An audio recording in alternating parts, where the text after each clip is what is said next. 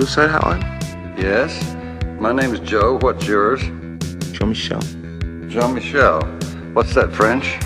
Haitian. I'm gonna blow my brains out. You okay? What's that noise? It's my mother.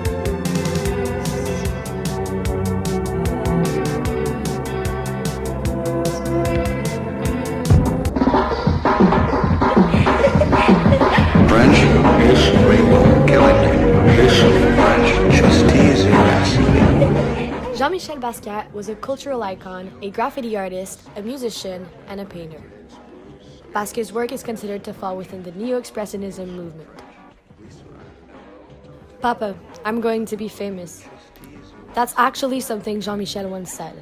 The thing is, he was a broke guy making graffitis. He started drawing from a very young age and later started doing graffitis with his friend Al Diaz. Only they were not ordinary graffitis. They called themselves Samo for same old shit. The unique thing was that these graffitis had a context. They were poetry, and because of that, people noticed them.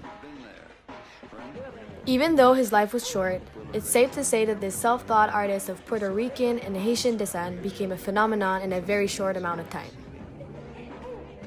Even now, he's counted among the most expensive artists in the world, and still is today a very important source of inspiration for contemporary artists. Jean-Michel was born in the 1960s in New York.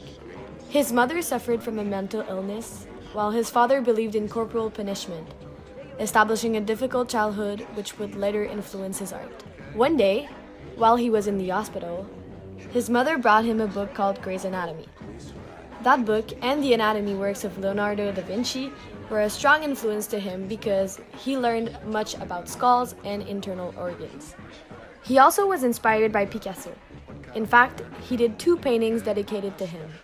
Guernica by Picasso was the first painting that ever marked him. Some say he was inspired by Twombly because he used images and words. Others say he was closer to Dubuffet because he was more blunt and more urban, like Basquiat. Another thing that influenced him a lot, especially in his last pieces, was his fear of death. Also, in the mid-80s, Jean-Michel collaborated with the famed pop artist Andy Warhol, which resulted in a show of their work that featured a series of corporate logos and cartoon characters. Even now, years after his death, his popularity remains unshaken. Although Basquiat died at the age of 27, his legacy lives on through thousands of paintings and drawings. His work remains especially relevant today given the social and political climates across the world. As a result, artists of all forms continue Basquiat's commentaries on racism through their own